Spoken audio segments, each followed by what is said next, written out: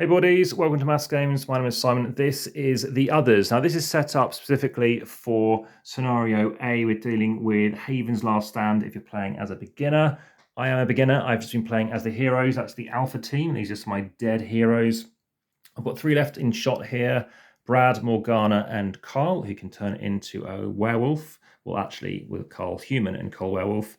And yes, you're going to be playing as 3 characters. You're going to have a team of 7, and you're trying to defeat the Sins. And in this case, we're specifically playing against Sloth, which has got an avatar here looking like this. And you've got various other things such as acolytes, and you've got hobos, so also playing with the corrupted hobos. There's various other things you can play against, as well as these abominations.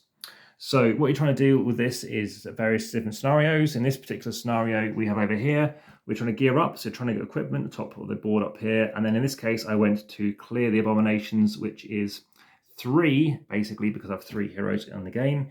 Or I could have tried to have cleared the hive, which is revealing 3 of these pentagrams.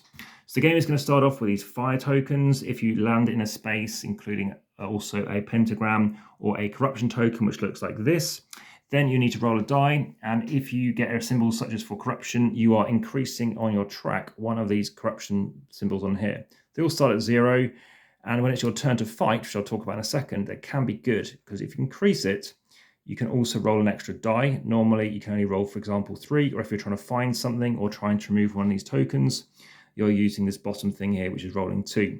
So the reason why you might want to reveal them is if you happen to get the respective hit, you can remove this token, which again is good because it stops people from getting corrupted or stops losing life from these fire tokens. Or the pentagrams, which what they do is allow these guys to fight with an extra die.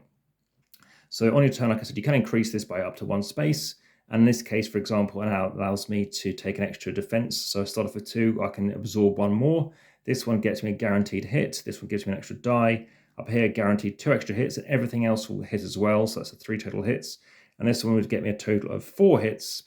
It lets me do a guaranteed search, which is good for getting rid of these tokens.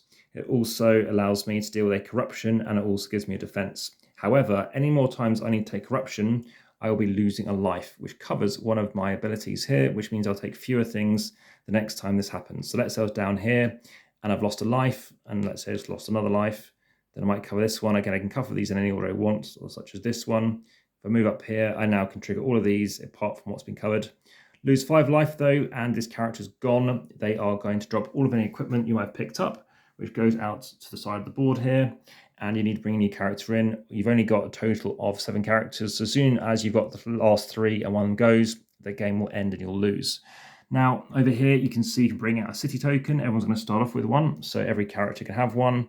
And what you can do is place 1 out as a free action, and in this case, to get you a free extra turn, you can heal 1 life, and also you can get yourself one of these equipment cards. So down here, this can be quite good because you can get a couple more equipments. Over here, it lets you heal a few times as well.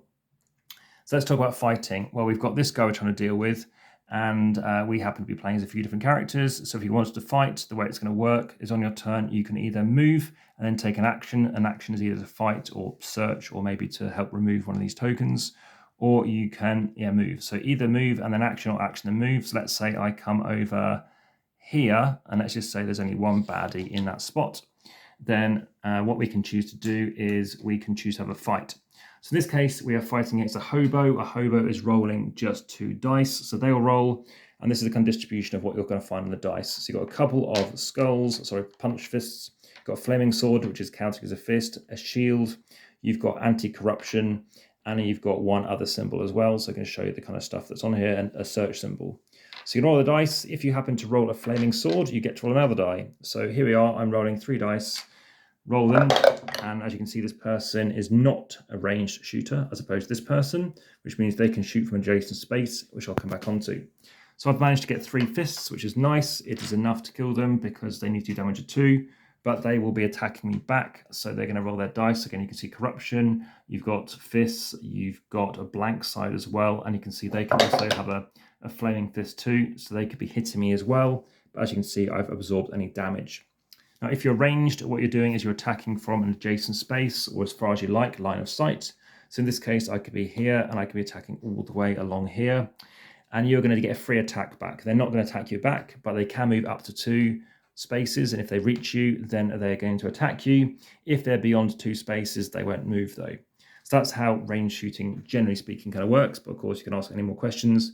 Each of these characters have a unique ability as well. In the case of Carl Human, he can become the wolf, which gives him an additional ability as well. So anyway, when you take a character pick, you're going to flip up one of these tokens initially. So this way up, flips it over, and you're going to pick who the order you're going to play them in. You're going to play it through twice. So you could do Morgana, let's say, then Brad, then Carl. Then you must do Morgana, then Brad, then Carl again to finish the round. At the end of the round, or even the start of the round, you need to be placing out a corruption token, a fire, and also a pentagram. At the end of the round, you're increasing the apocalypse track. By the end, if you reach round 7, you'll lose. And things are getting worse and worse and worse as things kick in. They have reaction cards as well each time you've played something, which can kick in. And yes, there's various other things to trigger in terms of missions. You've also got apocalypse cards, which do worse things. More things can attack you. They'll also bring out more sloth cards, which they can use if you haven't removed those things too. And I didn't get down here, but if you can get down and trigger this, you can do like a free detonation to basically remove a certain baddie as well. So that's basically how it's going to work. That's pretty much a summary. You've also got the metro station, which I didn't use, which lets you teleport around if you want to do that. And yes, it's quite a tough game, specifically if you're playing as the hero team, because I think there's about 75% chance of actually not winning. So yeah, quite low to win. And yes, as with any kind of dice games, you've also got to watch out for the luck of it. You can win, you can just about lose when you do fights. You can do massive hits, but sometimes you can roll 20 dice and not get what you need, such as, for example, trying to get some searches in. And that's to deal with flames. So some things can build up, and it can be quite difficult because you can't have these guys gang up. If you are fighting with another fighter in the same space, you can also get an extra roll of the die as well. And if you do die, what's going to happen is you're going to again print everything out of the game. You're going to bring back your city tokens, and everyone's going to start back from that starting location for the Faith team. That pretty much covers everything off. Just one more second. So the other kind of missions you can play, for example, the Darkness Within. There's other ones with Corruption. And you've also got other things such as Battleground of Souls, and there's various other different characters. We've obviously got this guy over here to do with Pride. You've also got other characters you can play as, other missions, and yeah, there's loads of other sort of baddies to handle as well. But yeah, lovely dice. I like the kind of engravings and stuff on them too. So very detailed miniatures. I like the art on here as well. And obviously you can also spot spawning locations. So they can spawn new things each round. Typically 3, sometimes 4 or more, and they cannot spawn on a space that's already been taken one. So once these are taken, then they are going to have to go and everything else until they're all spawned, and then they can spawn elsewhere too. So yes, lots of different scenarios to play with. This is The Others by CMON. I may be able to give you more information in due course, but for now, back to the table.